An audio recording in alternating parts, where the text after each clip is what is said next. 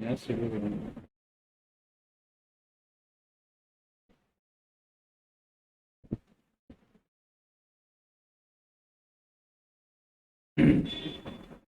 इससे चलते रहे। मैं राम अवतार व्याख्याता राजकोट माध्यमिक विद्यालय खांकला। आज इस वीडियो में हम वर्ण विचार के अंतर्गत व्यंजन पर चर्चा करेंगे। तो व्यंजन पहले हमने वर्ण विचार स्वर के बारे में पढ़ा था। आगे हम व्यंजन के बारे में पढ़ेंगे। व्यंजन क्या है?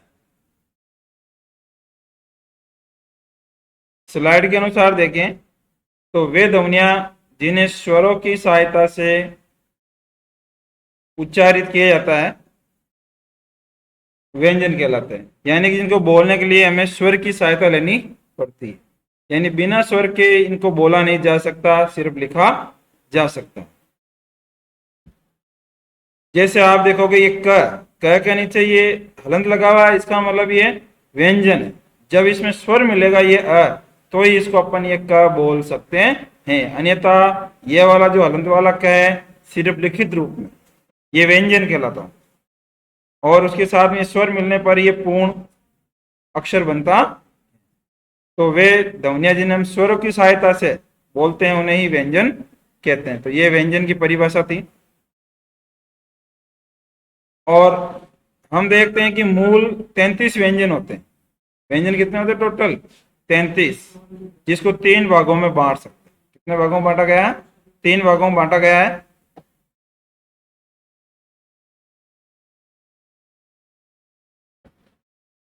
तैंतीस व्यंजन है, उसके 3 भाग है। तो उसके अंदर देखेंगे अपन पहला जो भाग है उसको अपन स्पर्श कहते हैं, जिसके 5 वर्ग भी होते हैं।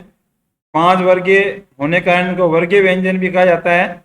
और क्योंकि इनको बोलते समय वायु कहीं ना कहीं स्पर्श करके निकलती है, इसलिए इनको स्पर्श स्वर भी व्यंजन भी कहा जाता है। तो 2 नाम हो गए इसके, स्पर्शीय व्यंजन और वर्गीय व्यंजन, कुछ भी बोल सकते हैं। इनकी संख्या 25 होती है। कितनी होती है? 25। और इनके वर्ग बना रखे, जैसे पहला क वर्ग है तो क वर्ग के अंदर 5 व्यंजन आते हैं, जिसमें क, ख, ग, ग, ड़। च वर्ग जिसके अंदर च, छ, ज, ये आते हैं।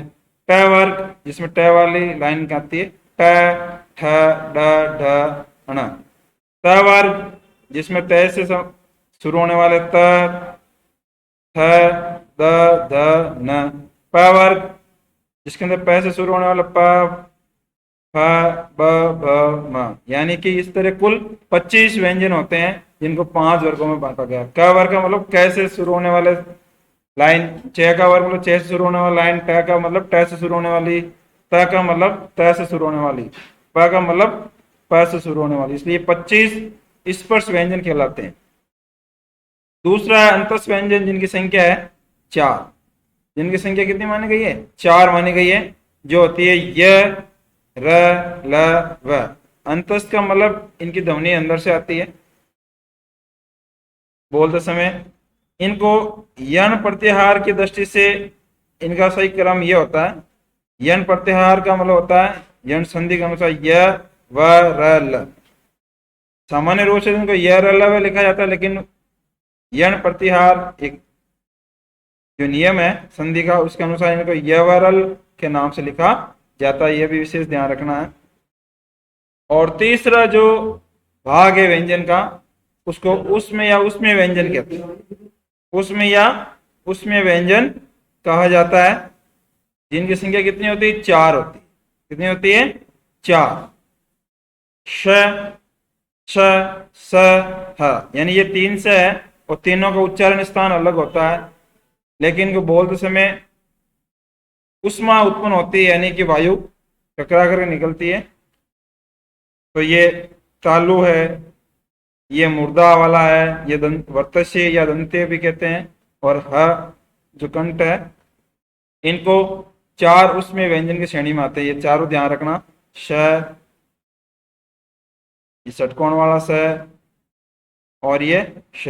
तीनों श के नाम भी अलग अलग होते हैं। इसको तालु कहते हैं, तालु से उच्चारित होता है। और इसको मुर्दा, मुर्दा से होने का मूर्धनी या मुर्दा से कहते हैं। और ये वर्तस्य या दंता से माना जाता है। वर्तस्य, वर्तस्य का मतलब दांत और तालु के बीच की जगह जहां पर जीभ स्पर्श करती है उसको वर्तस्य कहते हैं। यानी कि दंत मूल के अंदर मसूड़ा और दांत जहां मिलते हैं वहां पर। आगे हम देखते हैं तो 4 संयुक्त अक्षर माने गए हैं,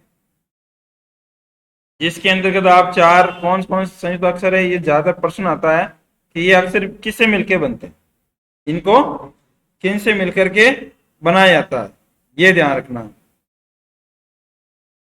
जैसे पहला है श, ये क और श के मिलने से बनता है।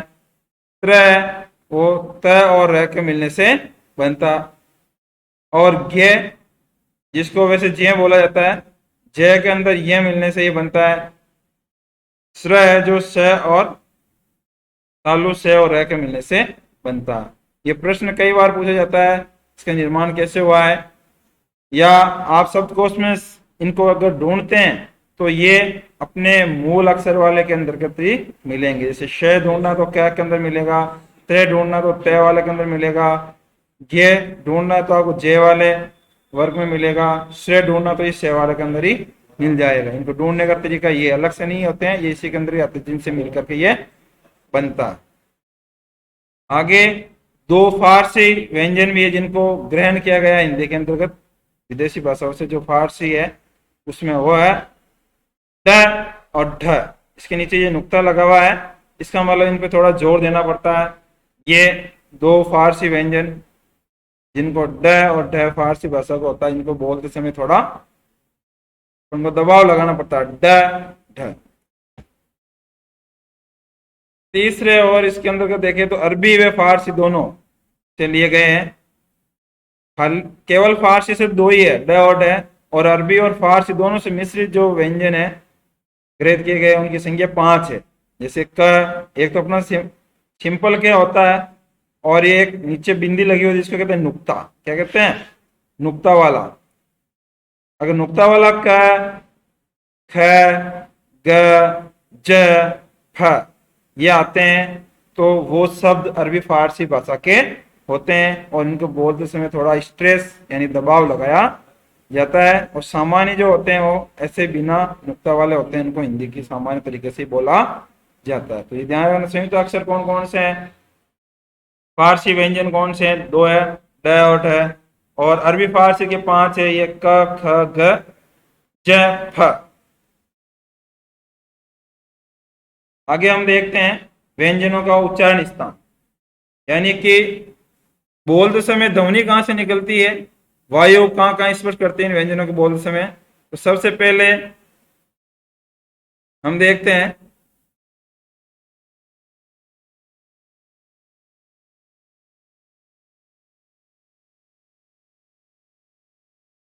कंठ वर्ग। कंठ से कौन सा निकलता, क वर्ग। जो अपन 5 वर्ग पढ़े ना स्पर्श व्यंजन वाले, उसमें जो क वर्ग है, क, ख, ग, ग और ह, क वर्ग और ह, ये कंठ से बोले जाते हैं। कहां बोले जाते हैं, कंठ से।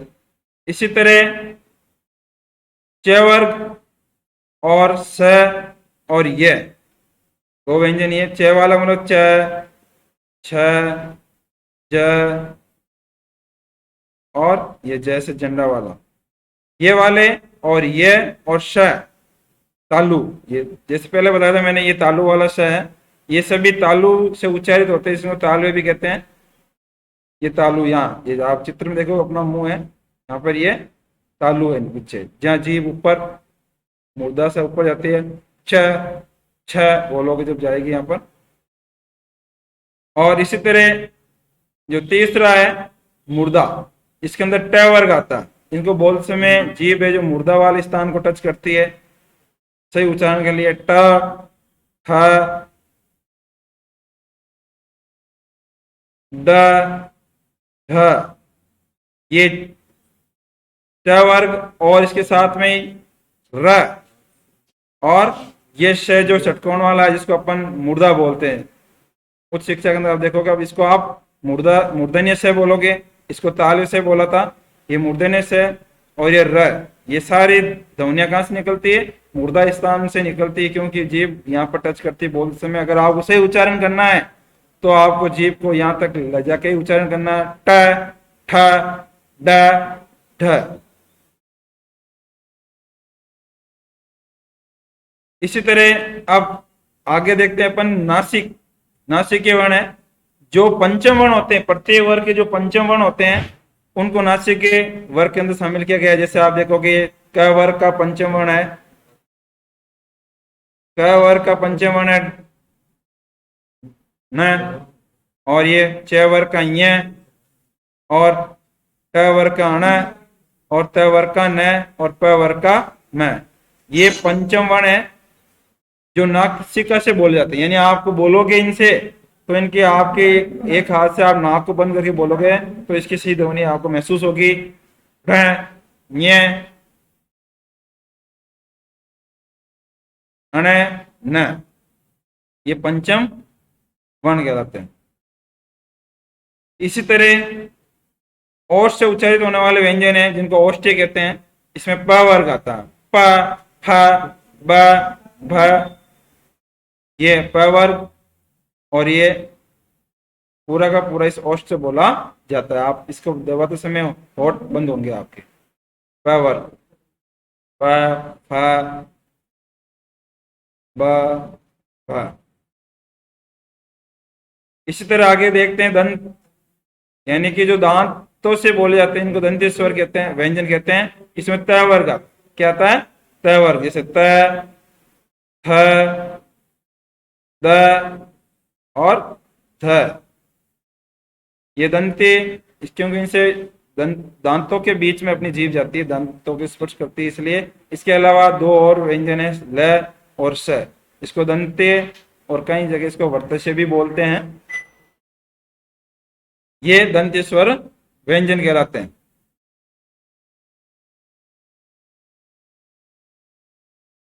अब इसी तरह दंतोष्ठ, यानी दो जगह से जो उच्चारित होते हैं वो कौन कौन से हैं? फ और व। ये नुक्ता वाला फ है, सिंपल फ है वो तो ओष्ठ से होता, लेकिन जिसके नीचे नुक्ता लगा हुआ है, अपने देखा था अरबी फारसी ध्वनिया है ये, और व, ये दंतोष्ठ, इसमें दांत और ओष्ठ दोनों काम आते हैं। इस तरह वर्तस्य जो मसूड़ा और दांत के बीच का स्थान है उससे उच्चारित होने वाले देखो कौन कौन से? न, ये जैसे मैंने बताया था दंत में भी आता है और ये वर्तस्य में भी माना जाता है दोनों। न, श, ल, ज, नुक्ता वाला ज, ये ध्वनिया है जो आपके वर्तस्य ध्वनिया कहलाती। मुख्य रूप से तो ये ज, ल और स है।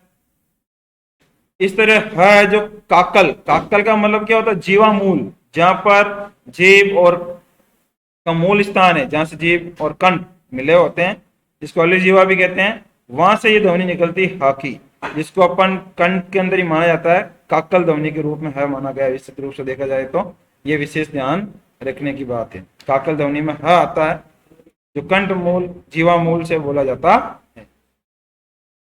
तो इस तरह ये व्यंजनों का उच्चारण स्थान था, तो ध्यान रखना है। तालु से कौन, कंठ से कौन से, तालु से कौन से बोले जाते हैं?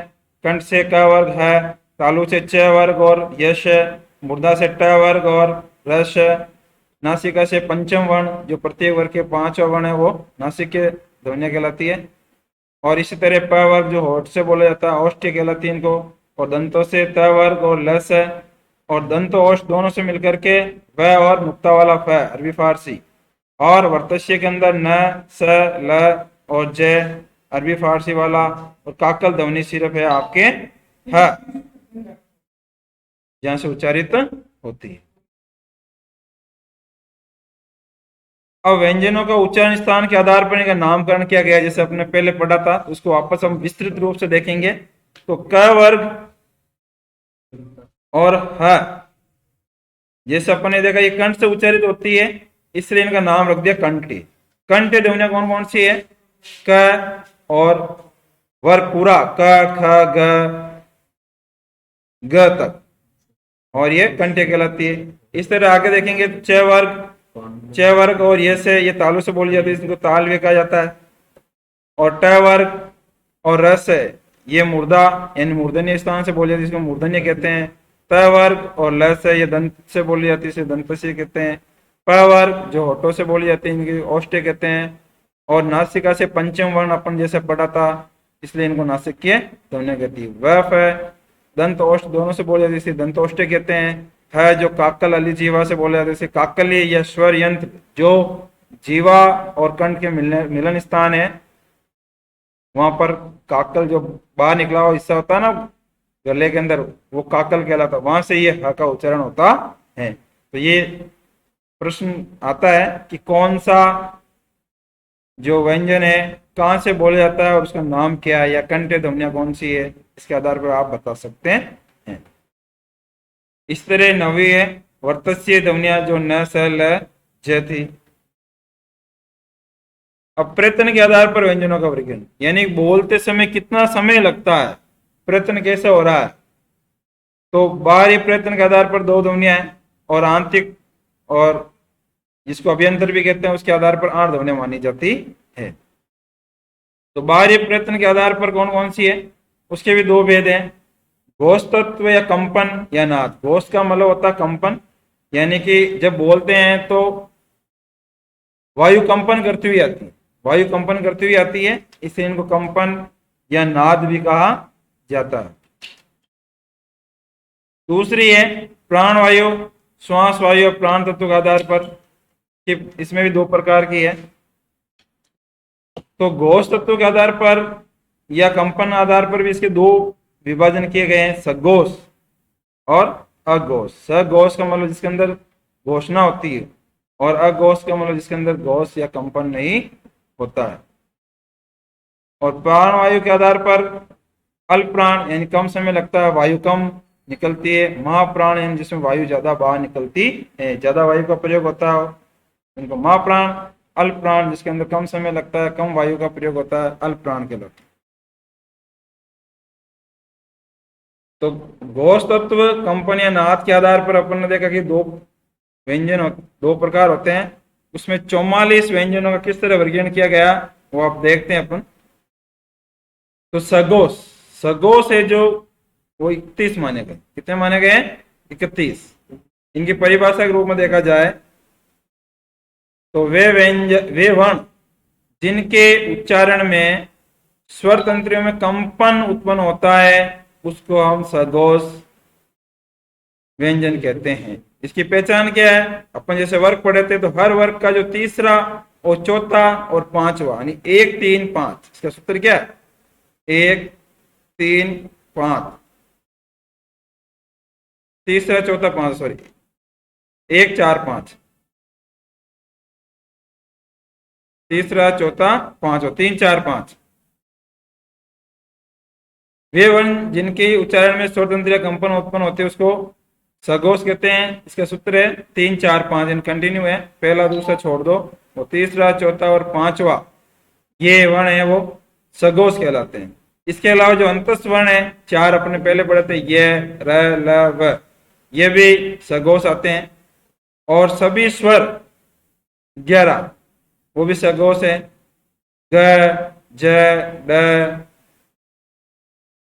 द ब ग ज ड ध भ य ण न म य र ल व ह तथा स्वर, यानी तीसरा चौथा पांचवा और सभी स्वर, यानी कि 5 वर्ण है, 5 वर्ग है, तो 5 में से 25, 25 में से 2 चले गए 10, यानी 15 ये, 11 स्वर और 4 अंतस्थ, 30 और 1 ये ह, यानी कि 31। टोटल कितने हो गए? 31 सघोष है। 15 स्पर्श वाले जो 25 वर्ग वाले हैं उसमें से तीसरा चौथा पांचवा लेंगे तो 15 वो हो गए, 11 स्वर हो गए और 4 अंतस्थ हो गए और एक आपके होगा ये ह, काकली ध्वनि वाला। इस तरह टोटल 31 जो वर्ण है या व्यंजन है उनको सघोष कहा जाता है। अघोष के अंतर्गत जैसे इसमें आपने वे वर्ण जिनके उच्चारण में स्वर तंत्र में कंपन उत्पन्न नहीं होता, सघोष में तो कंपन उत्पन्न होता है और अघोष में कंपन उत्पन्न नहीं होता। इसकी पहचान क्या है? प्रत्येक वर्ग का पहला और दूसरा, जिसमें तीसरा चौथा पांचवा था, इसमें पहला और दूसरा वर्ण है। और स श स यानी तीनों स लेने हैं और पहला और दूसरा वर्ण लेना है। और तो इस तरह कितने हो गए? 5 × 10 और 3 13, 3 से और 10 वर्ग वाले, पंचम वर्ग वाले, इस तरह इनकी संख्या कितनी हो गई? 13 हो गई। ये तो वर्ग से लिया गया पहला दूसरा, और ये 3 है जो तीनों से कौन कौन से? तालु, मुर्दा और वर्तस्य, तीनों से लेकर के आप 13 ही हो गया अघोष। और सघोष कितने? 31, 15, 11, 4, 1 का सूत्र है इसमें। तो इसमें ध्यान रखना स्वर होते हैं सारे वो सघोष के में ही आते हैं। इसमें मुख्य बात क्या निकल गई है कि स्वर हैं वो सारे क्या कहलाएंगे? सघोष। सघोष कम है, स्वर को विशेष रूप से ध्यान रखना, सारे स्वर सघोष होते हैं। ये स्वर सवाल पूछा जाता है कई बार, स्वर किसमें आते हैं? घोष भी बोल सकते हैं खाली और सघोष भी बोल सकते हैं। तो स्वर है वो सघोष के अंतर्गत आते हैं और तीनों स है वो अघोष में आते हैं। और पहला और दूसरा ये भी अघोष में आते हैं। 3, 4, 5 सूत्र ध्यान रखना, 3, 4, 5 इधर और इधर पहला दूसरा, इसके साथ में अंतस्थ है और ह, और इधर अघोष के अंदर क्या है? पहला दूसरा और 3 श। स्वर किसमें आते हैं? ये विशेष ध्यान रखना, स्वर आएंगे सघोष के अंदर, ये सवाल हमेशा पूछा जाता है। आगे प्राण वायु के आधार पर हम पढ़ेंगे। इसके अंतर्गत अपना देखा जो 44 व्यंजन है उनका किस तरह वर्गीकरण किया जाता है। पहले पढ़ा था कि प्राण वायु के आधार पर इनके दो भाग थे, अल्प प्राण और महाप्राण ध्वनि। अल्प प्राण के अंदर अंतर्गत कौन सी ध्वनि आती है? वे वर्ण जिनका उच्चारण में मुख विवर से कम या हल्की मात्रा में प्राण वायु बाहर निकलती है। यानी बोलते समय मुंह कम खुलता है और जो वायु निकलने की मात्रा है वो क्या होती है? कम होती है। बोलते समय हमें ज्यादा प्रयास नहीं करना पड़ता, प्रयत्न नहीं करना पड़ता, इसलिए इनको अल्प प्राण कहते हैं। इसमें कम वायु निकलती है और कम मुंह खुलता है, इसलिए इनका नाम हो गया है अल्प प्राण। इनकी संख्या कितनी मानी गई है? 30। तो उसका वर्गीकरण कैसे करोगे? हर वर्ग का पहला, तीसरा, पांचवा, इसमें 1, 3, 5 का सूत्र लगेगा। उसमें 3, 4, 5 का था, इसमें 1, 3, 5 यानी विषम संख्या वाले जो 44 व्यंजन है उसमें 1, 3, 5 जो 25 व्यंजन थे ना स्पर्श वाले वर्ग वाले, उसमें से पहला, तीसरा, पांचवा है वर्ग है वो अल्प प्राण है। और अंतस्थ जैसे पहला आए थे सघोष के अंतर्गत तो वो आया अल्प प्राण के अंतर्गत। तो ये गैर अल्लव है, अंतस्थ और सभी स्वर, यानी कि इसमें मिल सामान्य बात ये ध्यान रखना, जो सघोष है उसके दो भाग आए हैं, एक अंतस्थ वाला और स्वर। जैसे स्वर सभी सघोष थे और स्वर सभी अल्प प्राण है, अंतस्थ सारे सघोष थे वो भी अल्प प्राण है। और उसके अंदर सिर्फ वर्ग वाला ध्यान रखना, उसमें 3, 4, 5 था और इसमें 1, 3, 5 है, ये इसमें अंतर ध्यान। अल्प प्राण का तो अल्प प्राण कितने हो गए? 30, 1, 3, 5 15 हो गए ये। और तीसरा अंतस्थ वर्ण 4 वही, और सभी स्वर, उसमें एक ह ज्यादा था इसलिए 30 हो गए, 31 हो गए, इसमें 30 से ध्यान रखना है। इसी तरह महाप्राण के अंदर कितना था? 14। तो महाप्राण मतलब वे वर्ण जिनके उच्चारण में मुख विवर से अधिक या भारी मात्रा में वायु बाहर निकलती है, जिसमें मुख ज्यादा खुलता है, गोल बनता है और वायु ज्यादा मात्रा में बाहर निकलती है, प्रयत्न ज्यादा लगता है। इसका सूत्र है, इसमें प्रत्येक वर्ग का जो 5 वर्ग माने गए हैं व्यंजन के 25 स्पर्श वालों के, उसमें दूसरा चौथा यानी कि सम सम व्यंजन है वर्ग के वो मा प्राण है, और विषम है वो अल्प प्राण है, ध्यान रखने से। इसके अंतर्गत उसमें वर्ण होते हैं जो श तीनों श और है काकले वाला, इसमें आ गया। पहले काकले ध्वनि सगोश में थी, लेकिन मां प्राण के अंतर्गत आ गई है। तो ये कितने हो गए? 5 दूनी 10 और 4 14। उसके अंदर 13 थे, इसके अंतर्गत 14 है, क्योंकि है इसके अंतर्गत आ गया है। उधर सगोश के अंतर्गत है और इसके अंतर्गत मां प्राण के अंतर्गत। तो इस तरह आप देखते हैं 30 और 14 44 हो गए। मां प्राण के अंतर्गत जिसके अंदर वायु बाहर निकलती है, ज्यादा प्रयत्न करना पड़ता है, तो उसका सूत्र है सम।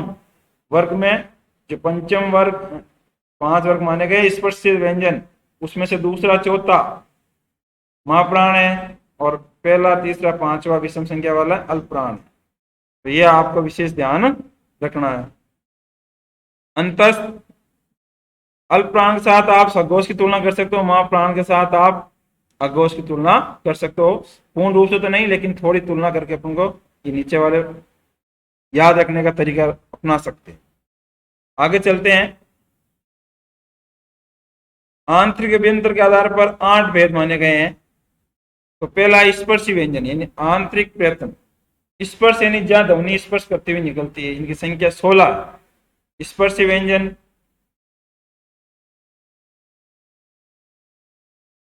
कौन कौन से हैं आप देखेंगे।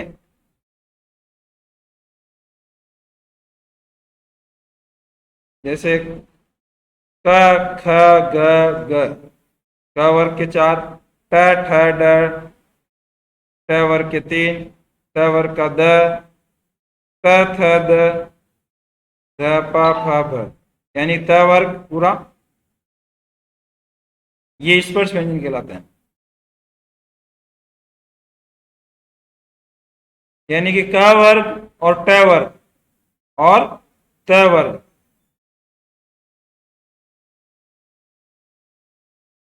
ये इसके अंतर्गत आते हैं स्पर्श व्यंजन के अंदर।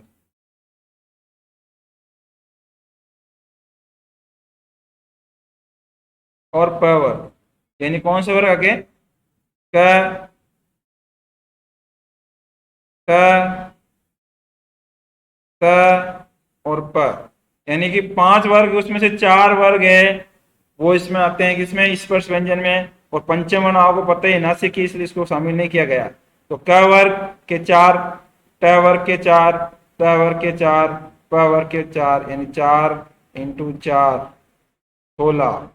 ये 16 व्यंजन और स्पर्श कहलाएंगे। यानी कि 5 वर्ग में से 6 वर्ग को छोड़ करके सारे वर्ग है, चारों वर्गों के 4 वर्ण स्पर्शी व्यंजन कहलाते हैं।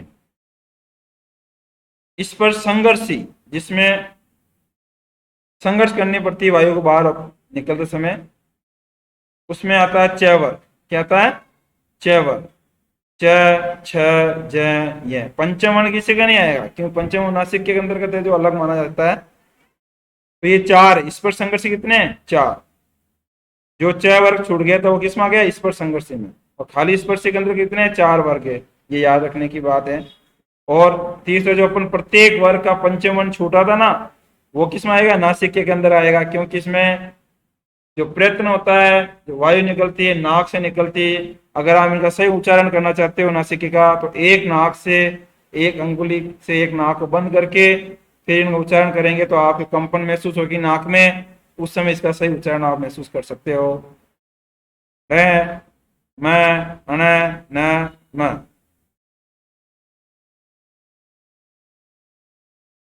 ये मैं नहीं है, यहाँ पे ये कर देंगे। ये मैं यहाँ आ गया। तो ये क वर्ग का पंचम वर्ण, ये च वर्ग का पंचम वर्ण, ये ट वर्ग का पंचम वर्ण, ये त वर्ग का, और ये प वर्ग का। प्रत्येक 5 वर्गों के एक पंचम वर्ण है, वो नासिक की ध्वनियां कहलाती है। तो इस तरह अपन देखते हैं आंतरिक अभ्यंतर के आधार पर 3 वर्गीकरण है। 16 उस स्पर्शी व्यंजन है, जिसके अंदर 4 वर्ग आते हैं च को छोड़ करके, और स्पर्शी संघर्ष के अंदर एक च वर्ग इसमें आ जाएगा। तो 4 इसमें हो गए, 16 4 20। और जो पंचम वर्ण हटाए गए थे प्रत्येक वर्ग से, वो किस में आ जाएंगे, नासिक के अंतर्गत। तो टोटल कितने हो गए, 16, 4, 20, 5, 25। तो ये थे स्पर्शी व्यंजनों का वर्गीकरण। और अब जो अभ्यंतर के आधार पर 8 वर्गीकरण है, उसका चौथा वर्गीकरण है वो संघर्ष व्यंजन वाले, संघर्षी व्यंजन, इसमें ज्यादा संघर्ष करना पड़ता है। स्पर्शी संघर्ष के मतलब हल्का संघर्ष करना पड़ता है, स्पर्श होकर निकल जाता है। जिसको वायु को बाहर निकलने के लिए बहुत ज्यादा संघर्ष करना पड़ता है। जो तीनों से कौन कौन से, तालु, मूर्धन्य, वर्तस्य और ये काकल ध्वनि है, ये सारे संघर्षी कहलाएंगे। क्या कहलाएंगे, संघर्षी व्यंजन। स्पर्शी व्यंजन और स्पर्शी संघर्षी के अंदर तो के अंतर्गत तो आते हैं पंचम वर्ग, जो वर्ग वाले हैं, 5 वर्ग वाले व्यंजन आते हैं और उनका 5वां भाग है वो नासिक के अंतर्गत आ गया। अब जो जितनी भी उसमें माने गए थे, ये तीनों से और है, ये संघर्षी व्यंजन में आते हैं। और इसका 5वां प्रकार है पार्श्विक व्यंजन। पार्श्विक व्यंजन यानी कि जिसके अंदर ध्वनि साइड से निकलती है, पार्श्व भाग से निकलती है, उसके अंतर्गत आता है ल। एक ही व्यंजन है, प्रत्यय के आधार पर, आंतरिक प्रत्यय के आधार पर ल है, वो किसको माना गया, पार्श्विक व्यंजन माना गया।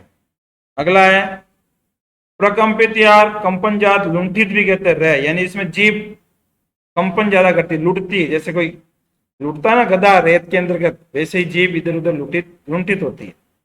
उसी तरह इसलिए कौन सा ये र, ये ज्यादातर प्रश्न पूछा जाता है कंपटीशन में भी, ये लुंठित या प्रकंपित कंपन जात व्यंजन कौन सा है, तो र विशेष ध्यान रखना। पार्श्विक व्यंजन ल है, इसमें वायु साइड से निकलती है, दोनों जीभ एकदम उड़ जाती है, साइड से निकलती है। आगे है ईशत, स्पृष्ट या तनिक संघर्षहीन या अर्ध स्वर, जो आधे स्वर माने जाते हैं। इनकी बोलते समय ध्वनि स्वर की तरह निकलती है, इसमें थोड़ा सा संघर्ष होता है, बिल्कुल ही या बिल्कुल ही संघर्ष नहीं माना जाता। जैसे स्वर होता है ना, बिना किसी टकराए बिल्कुल निकल जाते हैं, स्वर में तो कहीं संघर्ष होता ही नहीं है, सीधे ही निकलते हैं, जितने भी 11 स्वर है।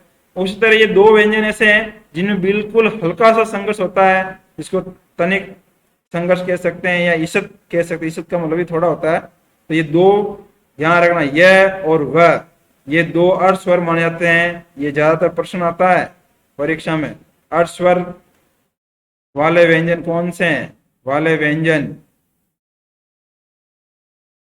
यह और वह, ये ज्यादातर प्रश्न आता है, ध्यान रखना, इसको आप विशेष ध्यान रखना, कंपटीशन में भी आता है।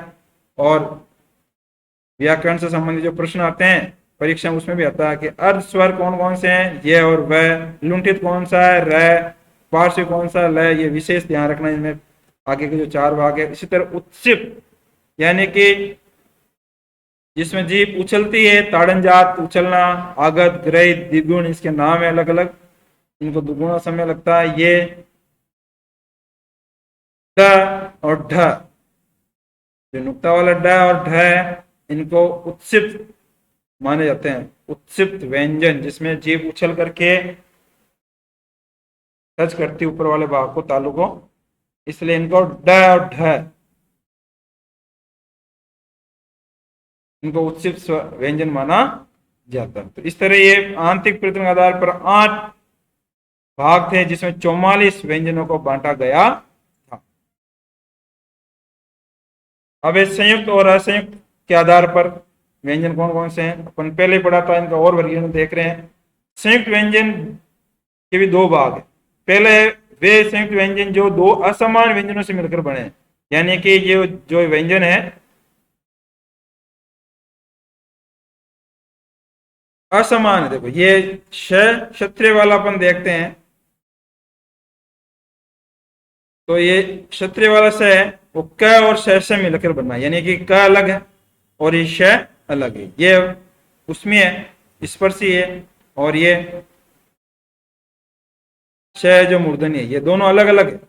इस तरह त और र ये अलग है, ज और ये अलग है, श और र ये अलग है, यानी कि समान स्वर समान स्थिति वाले इसमें व्यंजन नहीं है, इसलिए इनको संयुक्त व्यंजन कहते हैं। कौन से, जो 2 असमान व्यंजनों से मिलकर के बनते हैं।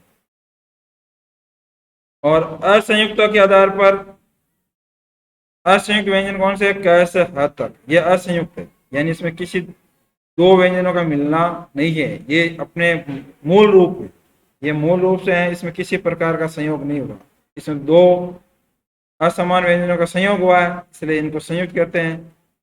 इसमें मूल रूप में है, इसलिए इनको असंयुक्त व्यंजन कहते हैं। क से ह तक।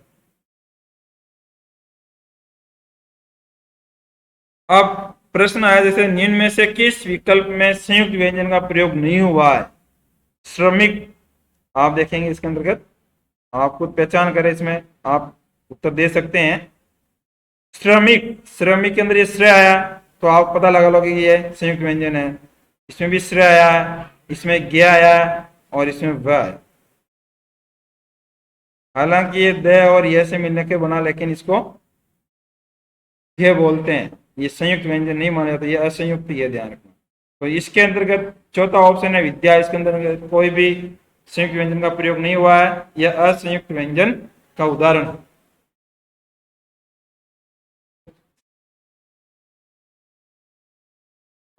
हर्ष व दीर्घता के आधार पर हम देखते हैं, तो हर्ष यानी छोटा, दीर्घता का मतलब बड़ा, यानी छोटे स्वर, लघु स्वर भी कह सकते हैं, और गुरु, दीर्घता यानी गुरु। इसके आधार पर जो हर्ष व्यंजन है आधार पर, इसी तरह व्यंजनों का वर्गीकरण भी है। तो हर्ष व्यंजन के अंदर क्या आता है, जैसे स्वर भी लघु और गुरु होते हैं, उसी तरह ये व्यंजन भी लघु और गुरु होते हैं, जिनको लघु यानी हर्ष, ये क से लेकर के ह तक जितने भी है जो असंयुक्त है वो हर्ष व्यंजन की श्रेणी में आते हैं।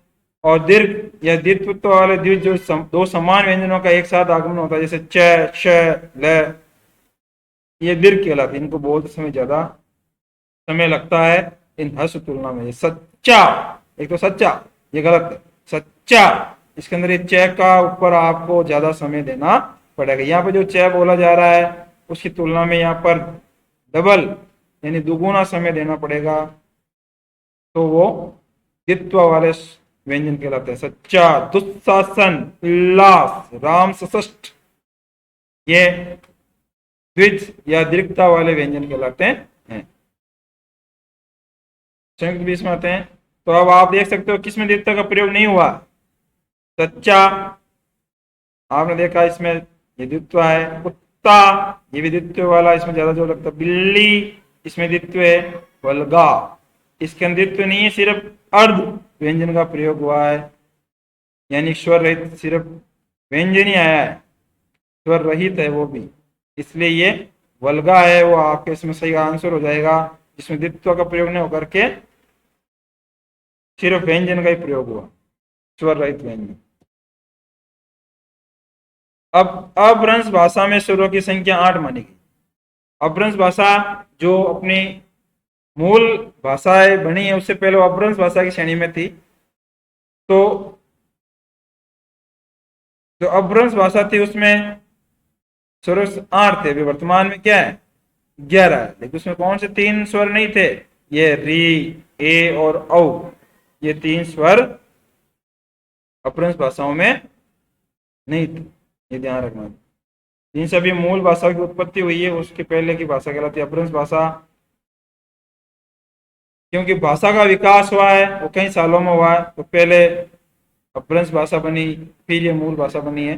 हर भाषा की अपनी अपभ्रंश भाषा होती है। तो हिंदी की अपभ्रंश भाषा के अंदर का ध्यान रखेंगे कि 8 स्वर माने गए थे, री, ए, ओ, ये तीनों स्वर नहीं थे। व्यंजन गुच्छा, मूल संयुक्त अक्षर श, त्र, गे, श्रे को छोड़कर 2 असमान व्यंजन के एक साथ आए तो उनको अपन व्यंजन गुच्छा कहते हैं, यानी कि 2 व्यंजन साथ में आ रहे हैं, जैसे श और च, दे और ये, यानी आधे अक्षर आ रहे हैं बीच में, उनको हिंदी के अंतर्गत क्या बोलते हैं, व्यंजन गुच्छा के नाम से जाना जाता है। यानी जो मूल संयुक्त अक्षर है इनको छोड़ दो, ये तो संयुक्त अक्षर की श्रेणी में आते हैं। इसके अलावा अपन कुछ आधा अक्षर जोड़ते हैं ना किसी दूसरे अंतर्गत व्यंजन में, तो उस समय उसका नाम कहलाता है व्यंजन गुच्छा।